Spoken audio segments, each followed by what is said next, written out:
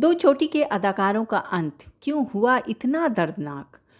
जो जिगरी दोस्त तो थे ही, साथ ही जिनकी मौत ने भी निभाई दोस्ती। हिंदी सिनेमा के दो सितारे, या यूं कहना सही होगा कि दो बेताज बादशाह, जिनका सिक्का चलता था 70, 80 और 90 के दशकों में।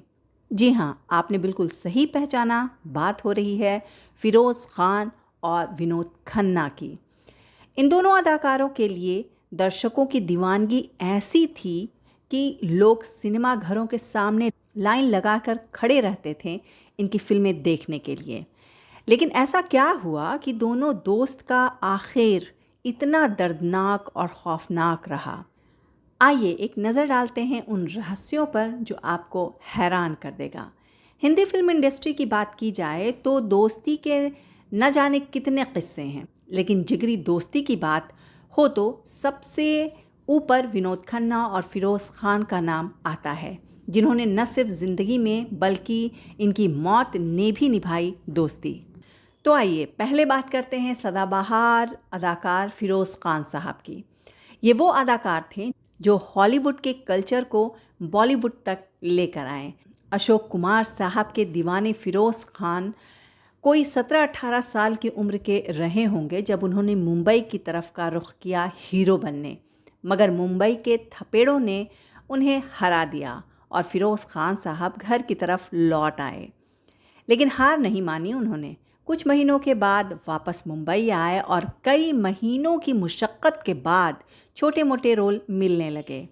एक दिन किस्मत खुल गई। डायरेक्टर के नारायण काले ने अपनी फिल्म में सुनील दत्त साहब के दोस्त का रोल फिरोज़ खान को दिया। फिल्म में रोल तो मिल गया, लेकिन पहचान नहीं। फिर 1964 के आसपास डायरेक्टर मजूमदार साहब अशोक कुमार, राजकुमार जैसे दिग्गज कलाकारों के साथ फिल्म बना रहे थे और एक बिगड़ैल नौजवान चाहिए था जो राजकुमार साहब के छोटे भाई का किरदार निभा सके। फिरोज़ खान जब ऑडिशन देने पहुँचे तो पहली नज़र में ही पसंद आ गए। रोल मिल गया और शूटिंग भी शुरू हो गई। आदतन राजकुमार साहब ने अपनी हेकड़ई दिखाने के लिए शूटिंग के पहले दिन ही फिरोज़ खान से बोले, बड़ी फिल्म है और तुम मेरे साथ काम कर रहे हो, थोड़ा सही से एक्टिंग करना।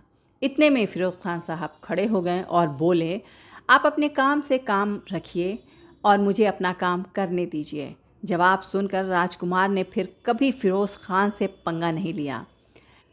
फिल्म जब रिलीज़ हुई तब बिगड़ैल नौजवान के किरदार में फिरोज़ खान साहब छा गए। फिल्म थी ऊंचे लोग। फिर क्या था, फिरोज़ खान की करियर की गाड़ी रफ्तार पकड़ने लग गई। फिर अपनी अदाकारी को तराशते हुए फिरोज़ साहब धमाल मचाने लगे। उपासना, मेला, शंकर शंभू, खोटे सिक्के, धर्मात्मा, काला सोना, नागिन, दयावान जैसी फिल्मों ने फिरोज़ खान को बड़े सितारों की लाइन में जा खड़ा किया। कई बार कामयाबी बुरी आदतें भी अपने साथ लेकर आती है। दोस्तों, फिरोज़ खान की एक बहुत ही बुरी आदत थी, सिगरेट बहुत ज़्यादा पीने की। साल 2008 में उनको खांसी और सांस लेने में दिक्कत होने लगी। परेशानी बढ़ती गई।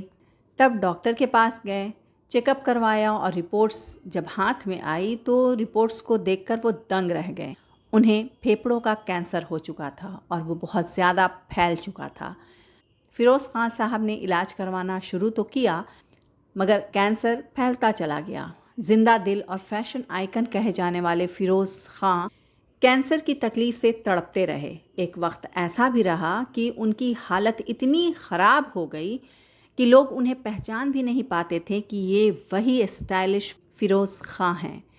इस बीमारी से लड़ते हुए 27 अप्रैल 2009 के दिन ये बेमिसाल अदाकार ज़िंदगी से जंग हार गए। वहीं विनोद खन्ना के बारे में कहा जाता है कि अगर इन्होंने संन्यास न लिया होता तो राजेश खन्ना के बाद अमिताभ बच्चन नहीं बल्कि ख़ुद विनोद खन्ना सुपरस्टार होते। विनोद खन्ना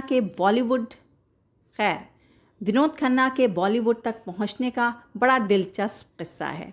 विनोद खन्ना 17-18 साल के विनोद खन्ना साहब भी कुछ 17-18 साल के ही रहे होंगे और उनकी दोस्त हुआ करती थी अंजू महेंद्रू, जिनकी काफ़ी पहचान थी फिल्मी दुनिया में। अंजू महेंद्रू ने एक पार्टी दी जिसमें सुनील दत्त साहब को बुलाया और सुनील दत्त साहब को काफ़ी दिलचस्पी हुआ करती थी नौजवान लड़कों की पार्टियों में जाने की। और इसी पार्टी में दत्त साहब की नज़र पड़ी विनोद खन्ना पर और दत्त साहब ने विनोद खन्ना को ऑफ़र दे दिया उनकी फिल्म में बतौर हीरो काम करने का। विनोद खन्ना साहब हैंडसम स्मार्ट तो थे ही, विनोद खन्ना ने ऑफ़र तुरंत कबूल कर लिया। लेकिन किस्मत कहिए या बदकिस्मती कि जो स्क्रिप्ट के लिए दत्त साहब ने उन्हें चुना था वो स्क्रिप्ट खो गई।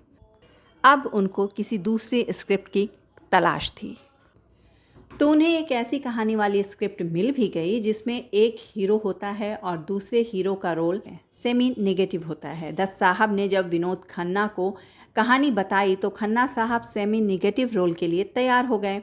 विनोद खन्ना सीधे घर वाले से इजाज़त लेने के लिए पहुंच गए। हीरोगिरी करने के नाम से ही घर पर हड़कंप मच गया और वालिद साहब का पारा चढ़ गया। बहुत मिन्नतों के बाद एक शर्त पर फिल्मों में काम करने की इजाज़त मिली कि अगर ये फिल्म नहीं चली तब विनोद खन्ना को घर का बिजनेस संभालना होगा।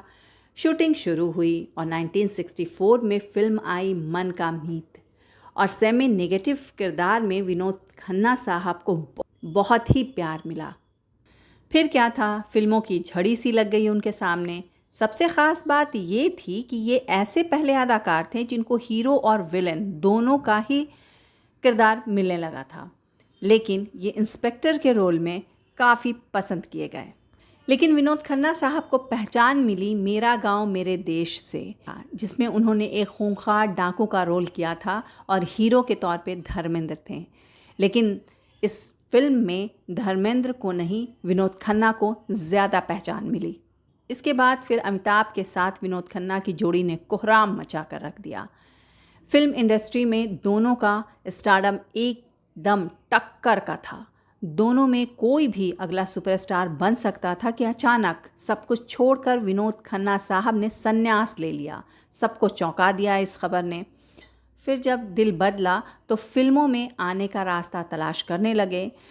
तब दोस्त फिरोज़ खान साहब ने विनोद खन्ना की फिल्मों में वापसी के लिए फिल्म दयावान बनाई, जो काफ़ी हिट रही। और फिर फिल्म चांदनी की शोहरत ने एक बार फिर विनोद खन्ना को स्टार बना दिया। राजनीति में भी जब कदम रखा विनोद खन्ना साहब ने तो वहाँ भी अपने पैरों को जमा लिया। फिल्मों और राजनीति के बीच विनोद खन्ना साहब की सेहत गिरने लगी थी। पता चला उन्हें ब्लड कैंसर हो गया है। तमाम इलाज के बावजूद बीमारी बढ़ने लगी। कैंसर की तकलीफ ने लंबे चौड़े विनोद खन्ना को गलाकर हड्डी का ढांचा बना दिया। हालत बिगड़ती गई और कई महीनों तक मुंबई के हॉस्पिटल में रहने के बाद 27 अप्रैल 1970 के दिन कैंसर से उनकी दर्दनाक मौत हो गई। हैरानी इस बात की है कि विनोद खन्ना और फिरोज़ खान दोनों की मौत की तारीख एक ही थी, 27 अप्रैल। दोनों की मौत की वजह भी कैंसर ही थी और दोनों के फिल्मी करियर की शुरुआत सुनील दत्त साहब से जुड़ी हुई है। कमाल है ना। दोस्ती हो तो ऐसी बेमिसाल दोस्ती जिसके किस्से आज भी सुने और सुनाए जाते हैं। दोस्तों, दोनों की कोई भी फिल्म जो आपको बहुत पसंद हो उसके बारे में कमेंट ज़रूर कीजिए। मैं नीला अफरोज़ आप सभी से मिलूंगी यहीं पर, बस थोड़े इंतज़ार के बाद कुछ नए लेकिन पुराने किस्से के साथ।